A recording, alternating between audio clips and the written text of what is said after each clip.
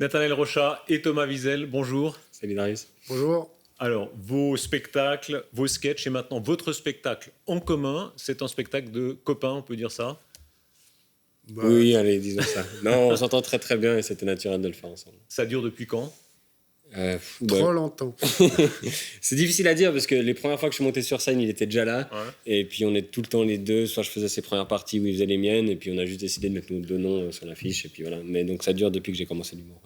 C'est un couple avec une différence d'âge assez marquée en réalité. Hein. C'est à peu près. On n'a plus le droit de dire de ça maintenant. Non, Vous avez suivi l'élection en d'âge France de Trump ou de Macron en couple. Hein.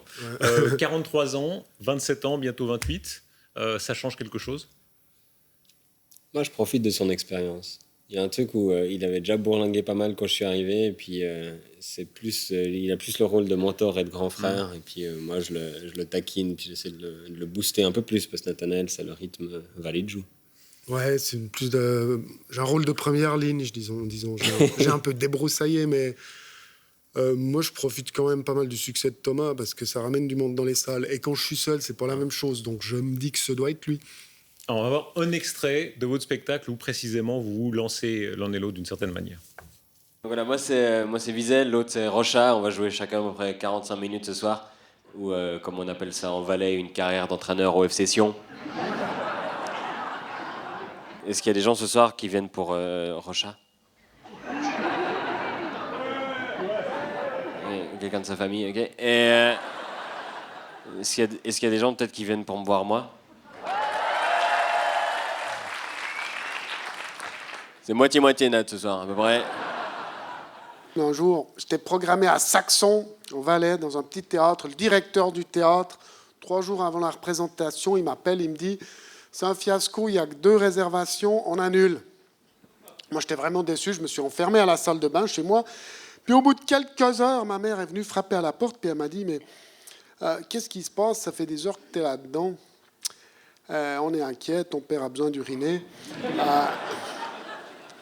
Puis j'ai dit « C'est mon spectacle, il a été annulé. » Puis elle m'a dit « Zut, on avait réservé. » Nathanaël Rochat, aujourd'hui ça marche, hein, les salles sont pleines.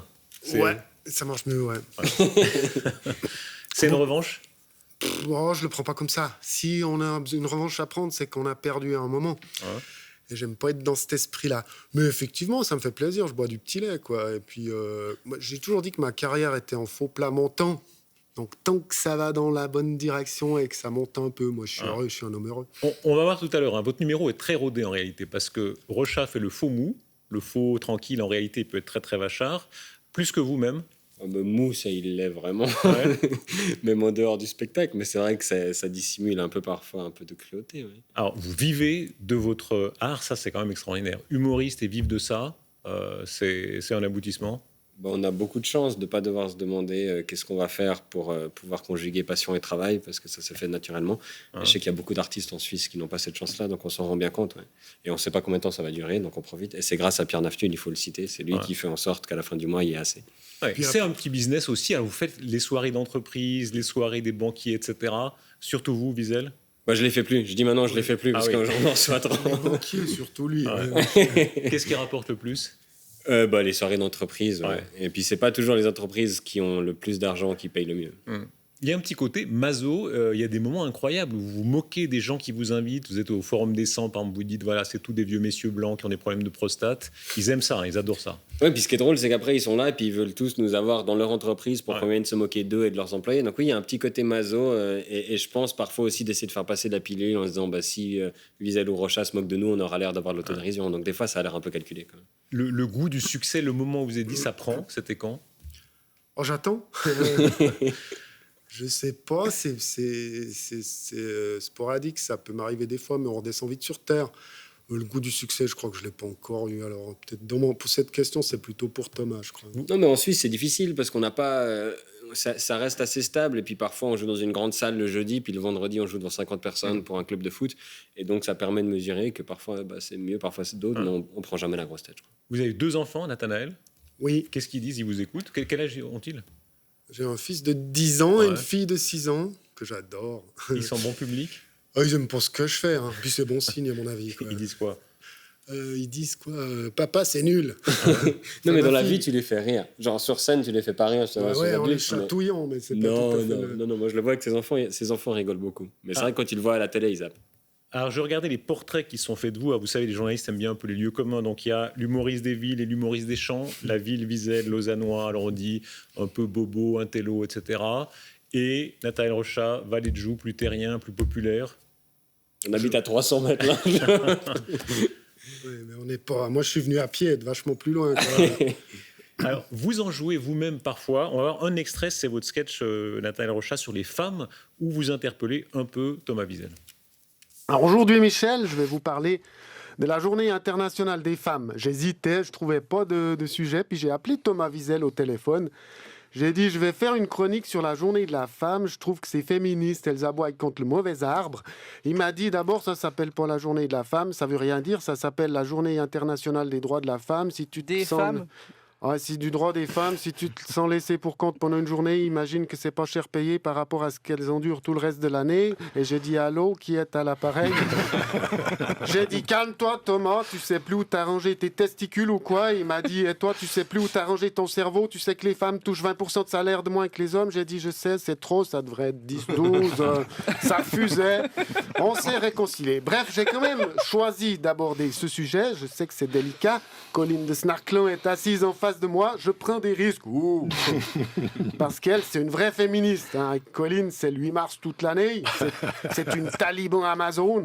C'est une belle femme, Colline. Hein. C'est une reine. Mais attention, Michel, je la soupçonne. Tu t'accouples une fois avec, puis après, elle te mange.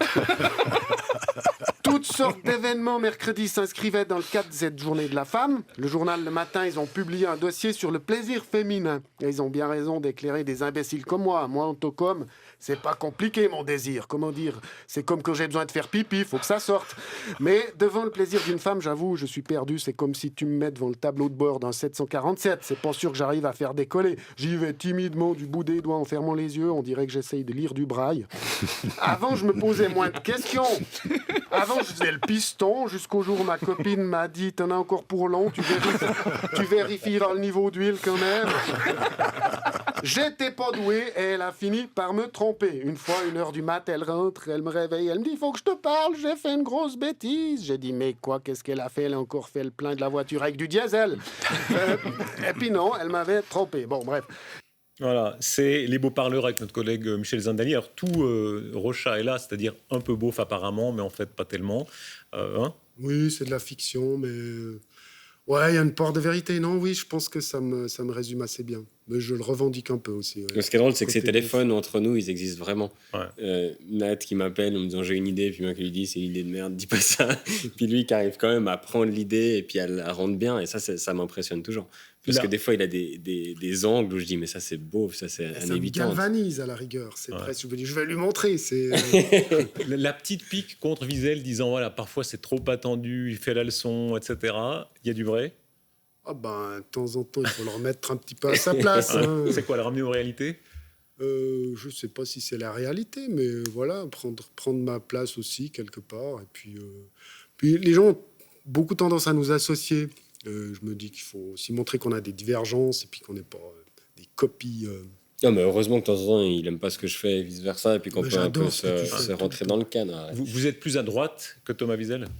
Je suis plus vieux, déjà. Ouais. Je pense que beaucoup de monde est plus à droite que Thomas Wiesel. C'est facile d'être plus à droite. J'étais très à gauche, mais comme on dit souvent, entre pas l'Est, c'est l'Ouest. Ouais. Voilà. Vous avez des mots assez durs hein, sur droite-gauche. Vous dites en gros, c'est quand la réponse arrive avant la question. Quoi. Voilà, c'était une citation de Chris Rock qui disait être de gauche ou de droite, c'est connaître la réponse avant de savoir la question. Voilà. Ouais. Vous le prenez pour vous parfois? Oui, mais moi je me remets souvent en question et parfois ça m'amuse aussi d'avoir tout le temps les mêmes réactions et tout le temps les mêmes trucs. Et c'est vrai que d'avoir des gens comme Rochat dans l'entourage, c'est toujours assez rafraîchissant. Parce que je sais que je peux lui amener une idée et puis s'il trouve ça nul, il va me dire non, c'est nul. Et oui, c'est son imprévisibilité qui fait aussi sa force à Rochat. Et du coup, c'est toujours impressionnant. Parfois, on cherche sur le même sujet et lui, il va trouver un angle beaucoup plus imprévu et beaucoup plus drôle. Alors, cela dit, Thomas Wiesel est pas du tout bien pensant toujours. Exemple, je crois que c'est au Montreux Comédie et puis vous évoquiez le scandale Volkswagen. Salir l'image d'une marque qui a été fondée par les nazis, c'est impossible. Ils ont renforcé leur image de marque. Ils ont trouvé un moyen d'asphyxier des gens un demi-siècle plus tard, c'est tout.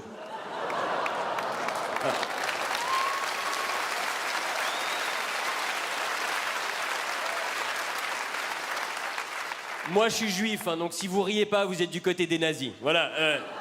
Je devrais dire ça à chaque blague pour détendre l'atmosphère. Non. En plus, je suis pas vraiment juif, je suis d'origine juive, mais je dis que je suis juif parce que c'est plus simple. Et parce qu'il paraît que dans ce métier, ça peut ouvrir pas mal de portes. Bon, parfois c'est celle d'un four, mais... je pense qu'on peut rire de tout. J'avais même une blague sur l'avortement, mais j'ai choisi de pas la garder. Alors, c'est le vieux cliché des questions de journalistes, mais est-ce qu'on peut rire de tout? Et là, je laisse Nat répondre pour une fois. Oh, je sais pas, à condition d'être drôle, ouais. Mais à mon avis, c'est un corollaire, en fait. Si... Ça dépend comment on aborde les sujets. Non, mais personnellement, j'ai des tabous. Ça vous est arrivé de quoi. choquer? Je pense rarement. Une fois, je me suis dit, mais c'était à mes débuts à la radio, je me suis dit, là t'es allé trop loin, t'as peut-être choqué les gens. Et effectivement, j'ai reçu un SMS de ma mère. Qu'est-ce qu'elle disait? Qui m'a dit, ça, j'accepte pas. C'était quoi? Oh, je veux plus. Je pense qu'elle va regarder cette émission parce qu'elle vous aime beaucoup. Enfin, Oh, pas bah, à cause de moi, mais. On salue la maman de Nathanaël donc, Rochard. je vais pas revenir sur le sujet, mais elle avait raison de me recadrer aussi. Voilà. Vous me disiez, c'est une des seules qui vous appelle Nathanaël en prenant tout le prénom, hein? Ouais, mais c'est quand ça sent mauvais. Ouais. C'est quand je vais me faire gronder. Si elle s'est donné la peine de faire les 4 syllabes, c'est. Ce qui est drôle, c'est à chaque fois qu'on est en spectacle et qu'il y a quelqu'un qui va nous introduire ou vous nous annoncer, je pense que Nathanaël Rochard, c'est prononcé correctement à peu près 1 fois sur 10. Ouais. Les gens, ils sont tout confiants, mais ils arrivent à foirer à chaque fois. Ouais. On sent qu'ils ont répété. Il y a le petit élément biographique, l'origine juive. On va parler de vos 2 parcours, hein. Thomas Wiesel, c'est présent un peu. Ça c'était le côté de votre père, hein. La Roumanie, l'Europe centrale, l'origine juive. C'est très loin en réalité pour vous, hein. Oui, moi j'ai pas été baptisé, j'ai pas été élevé dans une religion, mais ça reste surtout en moi le côté, ils ont dû fuir un régime, le côté, il y a quand même beaucoup de ma famille qui a pas survécu aux années 40. Donc c'est un truc, on sait que ça fait partie de l'histoire personnelle, et puis on sait aussi que ça nous permet peut-être de mieux appréhender ce qui se passe aussi aujourd'hui. Moi, c'est plutôt comme ça que je le vois. C'est pas des choses que j'ai vécues moi, c'est ma famille y a échappé, sinon je serais pas là. Mais oui, ça fait partie de l'histoire familiale. Dans le souvenir, dans l'inconscient, le côté exilé, cosmopolite. Alors c'est un lieu commun entre vous, effectivement, mais de fait, hein, Rochard plus ancré, vous plus cosmopolite, c'est vrai? Moi, j'ai grandi à Lausanne. Lui, il est arrivé pour le gymnase. C'est une différence de 15 ans. Mais je pense que oui, il y a un petit truc. Moi, la Vallée de Joux, j'imagine pas comment c'est. Moi, c'est vrai que j'avais la ville. Et je pense que Rochard, son expérience, c'est plus celle de mes grands-parents, peut-être. Alors, Rochard, d'abord l'accent. Vous l'avez jamais perdu? Oh, je l'entraîne. J'essaie de le maintenir. Ouais. Et puis Rochard, quand on s'appelle Rochard, il y en a combien des Rochards? Je crois que il me semble que sur le local.ch, j'avais vu une fois, il y avait 32 000 inscriptions, je sais pas quoi. Et ça nous fait l'audience de l'émission déjà. Si tous les Rochards nous regardent, on est bon. Grâce à nous. Ouais. Vous me racontez une histoire extraordinaire sur les Rochards, la consanguinité. Et où je dis que c'est un sujet qui fâche, et j'en parlais avec ma tante Béatrice Rochard. Ouais. Mais c'est pas si loin de la vérité. Bon, elle s'appelle pas Béatrice, mais j'ai été obligé de déguiser. Est-ce que c'est vrai qu'on essayait d'envoyer des Rochards à l'étranger? C'est celle-là. Ouais, alors j'ai entendu cette histoire par un autre Rochat qui m'expliquait qu'il y avait les Rochats avaient envahi le canton de Vaud parce que depuis la Vallée de Joux, il y avait trop de consanguinité. Et alors, je m'excuse si c'est pas vrai, hein, je prends toutes les précautions d'usage, mais ils donnaient des bourses pour qu'ils aillent s'installer ailleurs. Alors, ils sont pas allés très loin. Généralement, c'est le pied du Jura. Hein, c'est pas de l'ambition. C'est de l'exode rural. Là, Alors, Vallée de Joux ou Lausanne, vous êtes très suisse. Hein. L'humour suisse marche. On voit certains qui essayent d'imiter à tout prix l'humour anglo-saxon ou l'humour français ou autre. Vous jouez de la Suisse, toujours? Et c'est pas une question de Suisse ou pas, on joue de qui on est. Et je pense que c'est l'humour authentique qui marche plutôt ces temps. C'est le fait de ne pas avoir d'artifice. L'humour de personnage marchera toujours. Il a de belles années derrière lui et devant aussi. Mais l'humour, vraiment, voilà qui je suis, voilà de quoi je vous parle. Nat va pas prendre un accent, va pas essayer de jouer un rôle, de se tenir droit, d'être moins mou. Moi, je vais pas essayer de cacher qui je suis ou mes opinions. Et je pense que c'est ça qui marche. Les gens, ils ont l'impression qu'on leur parle vraiment et que c'est notre vraie opinion. Et puis du coup, oui, on est suisse, donc on va pas le cacher, on va pas se mentir. Parler de la Suisse, attaquer des personnages suisses, prendre des têtes de Turcs suisses, ça marche. C'était une de vos vidéos les plus vues sur Internet, Nathanaël Rochard. C'est quand vous vous moquez de Bertrand Piccard. Mais gentiment. Pas si gentiment.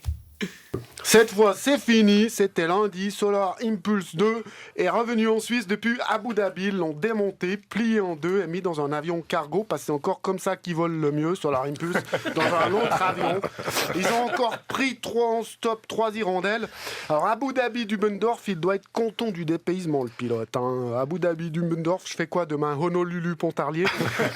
Donc, il s'agissait juste de ranger Solar Impulse dans un hangar à Dubendorf. Mais Picard a quand même réussi à rameuter la presse. Des fois que ça intéresserait encore quelqu'un de voir à quoi ressemble le hangar. Je veux dire, devant les journalistes, il a réussi encore à sortir 2-3 phrases dont il a le secret. Solar Impulse, c'était notre ami. Dire qu'il est psychiatre, les gars. C'est toujours les cordonniers les plus mal chaussés. Soi-disant, il a expliqué que la pollution du vol en Boeing pour ramener Solar Impulse 2 avait déjà été compensée par un projet écolo en Afrique. Mais tais-toi, t'as rien compensé du tout, Bertrand. Tu pollues à Dubendorf, c'est pas parce que t'as planté 2 girouettes à Tombouctou que ça va changer quelque chose à Dubendorf. L'autre pilote, là, celui qui a un nom comme un potage slovaque, là, Blochberg, là. Les technologies propres. Mon cul, Blochberg, il a un hélico privé, il est pilote de chasse, il a pollué comme 200 personnes toute sa vie et il se permet de la ramener avec ses clean tech maintenant, machin. Là. Monsieur, je suis végétarien, mais je travaille aux abattoirs. Je veux dire, on veut faire avancer la science, essayez déjà de faire avancer votre avion, quoi. Là, je disais tout à l'heure, faux gentil, faux mou, etc. Quand vous êtes méchant, vous y allez pas mal. Bon, ça va, j'avais qu'à me baisser pour ramasser. Je veux dire, on a eu 10 ans ou 15 ans de Solar Impulse. Enfin, franchement, c'était une maigre récolte. J'aurais pu encore en faire 5 bonnes minutes, je pense. On voit que c'est très écrit en réalité. Ça, évidemment, les gens souvent sous-estiment le boulot que ça suppose. C'est un gros travail d'écriture. Elle m'a pris du temps, celle-là, ouais. Mais c'est un succès, en fait, quand les gens ont l'impression que c'est pas écrit. Ça veut dire qu'on a réussi à le rendre spontané. Il vient de dire le contraire. Ça vous arrive de bâcler? Moi, je vois parfois les chroniques où vous jetez d'un œil comme ça et puis vous ratez un mot, etc. Ça arrive que... C'est le dimanche matin, les chroniques, on n'est jamais réveillé. Oui, c'est rageant quand t'as passé des heures à écrire un bon mot et puis qu'après tu le bafouilles comme une merde avec ta bouche pâteuse du dimanche matin, t'es assez fâché. Ouais. Il y a un côté écrivain dans ce que vous faites. Je crois que tous les deux, vous avez un petit côté littéraire, vous avez aimé bosser. Vous, Nathanaël, c'était une vocation presque? Il a écrit un bouquin. Ouais, il est dans un tiroir, mais effectivement, j'ai passé pas mal d'années seul chez moi à essayer d'écrire. Ouais. Et je sais plus quel auteur disait il faut écrire 1 million de mots avant d'écrire quelque chose de bien. Je pense pas que je suis déjà à 1 million, mais j'en ai passé du temps. J'en ai noirci des pages, ouais. Et en écrivant, vous voyez quand ça va marcher? Vous le sentez, ça? De plus en plus. On commence à se connaître, mais c'est toujours le plus difficile de juger son propre travail. Nathanaël est très fort pour ça, est très exigeant, il arrive à juger son boulot. Et souvent le mien aussi. Je cite chaque fois Bukowski qui disait « Le seul vrai juge à une œuvre d'art, c'est l'artiste lui-même. » Et j'y crois pas mal. Ça vous arrive de vous trouver très bon et le public nul? Je pense qu'il faut y croire soi-même, s'entêter et pas se mentir. Et oui, ça m'arrive. Je parlais tout à l'heure de consécration. Une consécration en Suisse romande, c'est le gala du F Session, avec ses traditions, la choucroute, et puis la revue des personnes de l'année. Là aussi, on prend quelques têtes de Turcs. En l'occurrence, c'était vous, Thomas Wiesel, et la victime était Christophe Darbelet. Ici, vous avez des choses qui ont disparu dans tous les autres cantons romans, comme des PDC, par exemple. Non, le PDC, le parti de la famille depuis 150 ans et de la famille élargie depuis 6 mois.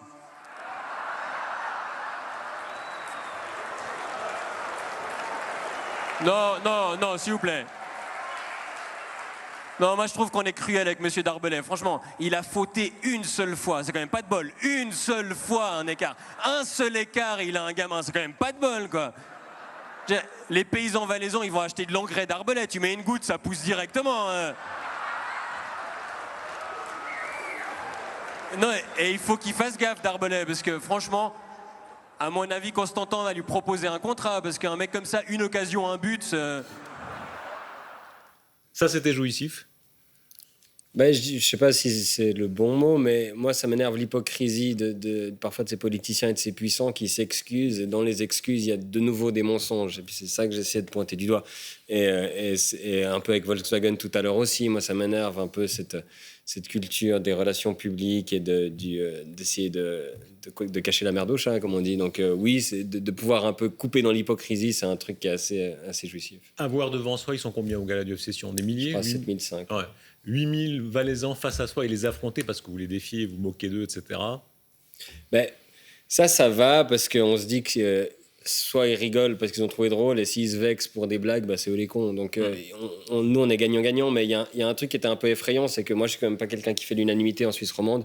Et donc, en montant sur scène, j'ai entendu des sifflets, j'ai entendu des tables entières me huer. Et j'étais là, bah, ceux-là, il va falloir aller les chercher. Et je crois que ça s'est plus ou moins bien passé. Vos parcours respectifs, on en a déjà pas mal parlé, mais enfin, quelques mots de ça. D'abord, Nathanaël, la vallée de Joux, père maçon et contremaître, c'est ça? C'est ça, Mère au foyer. oui. Comment ils ont vu, de quel œil ils ont vu le fait que vous deveniez Ah, mais humoriste? je l'aurais pas dit. Ils l'apprennent en regardant, pardonnez-moi. Ils croient que je suis employé de commerce. Ouais, ça les inquiétait? Oui, pas mal, ouais. Et ça les inquiétait, ouais. Et puis, au bout de quelques années, mon père m'a dit une fois, ben écoute, voilà, tu m'as prouvé que c'est possible. Et j'admets que j'étais un peu dubitatif. Enfin, il l'a dit autrement, mais voilà, ce qui s'est passé. Mais ils n'étaient pas très, non, ils étaient pas trop enthousiastes. Non, ça on peut pas dire. Quand on disait origine populaire, ça me frappe dans une interview où vous dites la mer seulement, première fois que vous allez à la mer, vous avez déjà 12 ans, je sais pas quoi. Ouais, plus. Ouais. Ouais. Première fois que vous prenez l'avion aussi tardif. Hein. Ça oriente différemment la vision de la vie. Bon, j'aime bien donner un petit côté Charles Dickens, Oliver Twist à mes origines. J'essaie de faire croire à des gens que je marchais pieds nus quand j'étais enfant, mais faut pas exagérer. Mais oui, il y avait quand même une forme de modestie par rapport à ce que je peux voir maintenant et ce que la vallée de Joux, c'était comment il n'y avait pas Internet. Hein. Et en plus, nous, on était dans un quartier, c'était un peu la vallée de Joux de la vallée de Joux. Il se passait des choses, on n'était pas au courant. Oui, c'était assez simple comme vie. Il y a un humour populaire, il y a une veine populaire À la vallée de Joux, en général. où il y a des gens qui rigolent. Une veine populaire, oui, je pense. Ouais. Ouais. Thomas, vous avez un milieu plus bourgeois, le père gastro-entérologue. Voilà, ça change. À l'arrivée, ça change quelque chose?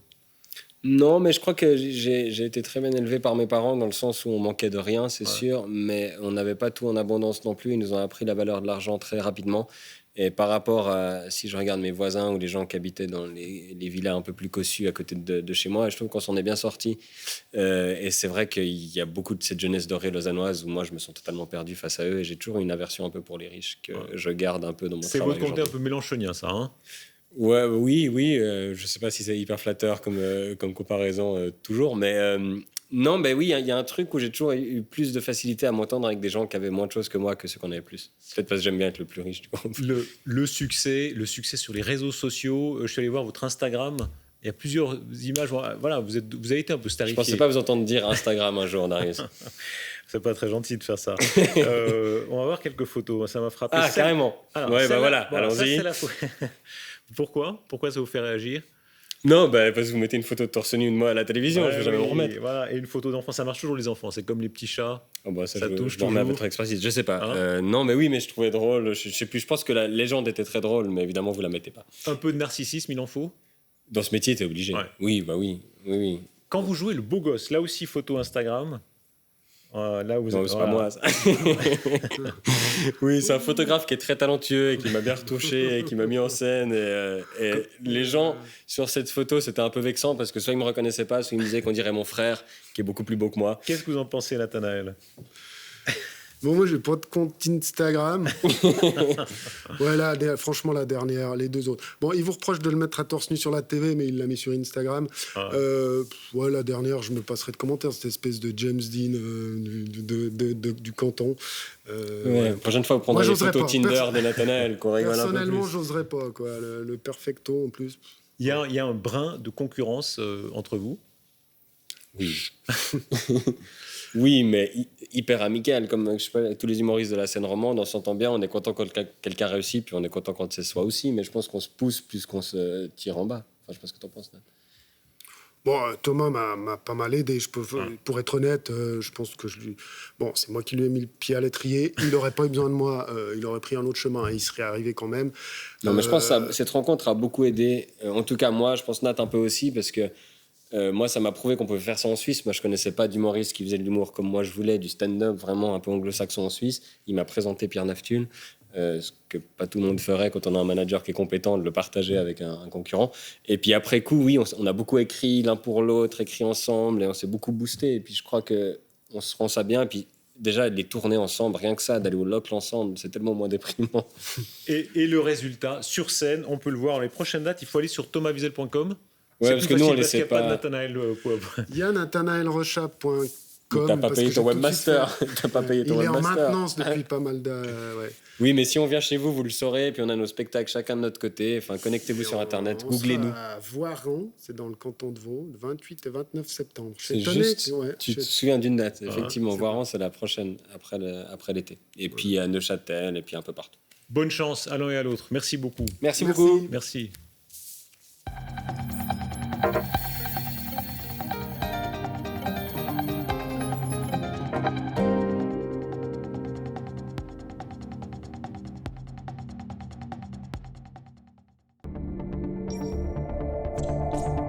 Pardonnez-moi avec le matin dimanche.